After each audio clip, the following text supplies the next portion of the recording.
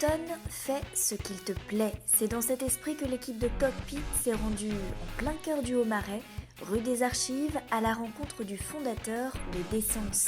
Aventurier du goût, entrepreneur de talent, Philippe Baranès nous dévoile un peu de sa cuisine sucrée et de ses bonnes habitudes du succès. Philippe Baranès, où se trouve-t-on aujourd'hui ? Dans ma dernière création, on se trouve dans D'Essence, le premier restaurant de cuisine du sucré à Paris. Je suis tombé sous le charme des volumes de cet hôtel particulier du 17e et j'ai tout de suite su que je pourrais marier la beauté du lieu avec la modernité de ma création. Quelles sont les origines de ce projet un peu fou pour certains ? Alors ce projet a déjà germé depuis 6 ans dans mon esprit et il correspond à ma vision du sucré. Le sucré en France est comparé à la pâtisserie, où marque la fin d'un repas. Moi, je voulais un sucré beaucoup plus subtil, plus léger, plus créatif, qui puisse permettre de faire un repas. Certes, ça bouscule les habitudes, la façon de manger en France, mais ça fait partie de ma vision.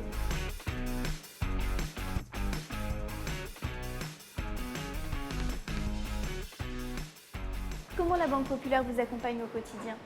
Tout d'abord, elle a été très réceptive à mon projet, innovant et créatif. Et dans un deuxième temps, elle a une bonne connaissance de la petite entreprise. Et au quotidien, c'est une banque qui est présente et force de proposition en matière de solutions de financement. Et quels seraient les ingrédients pour emmener son entreprise vers la croissance aujourd'hui, Alain ?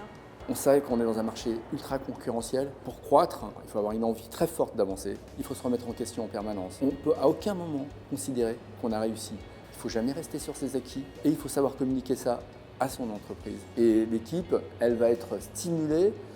Moi, mon rôle, c'est de stimuler l'énergie de mon équipe et de lui communiquer ma conviction. Vous êtes seul avec vous-même. Vous ne devez pas déroger à votre idée. C'est-à-dire, vous ne pouvez pas écouter tout le monde. C'est très subtil parce que, en même temps, vous voulez garder votre création et en même temps, vous savez que si vous devez lui donner vie, vous devez écouter.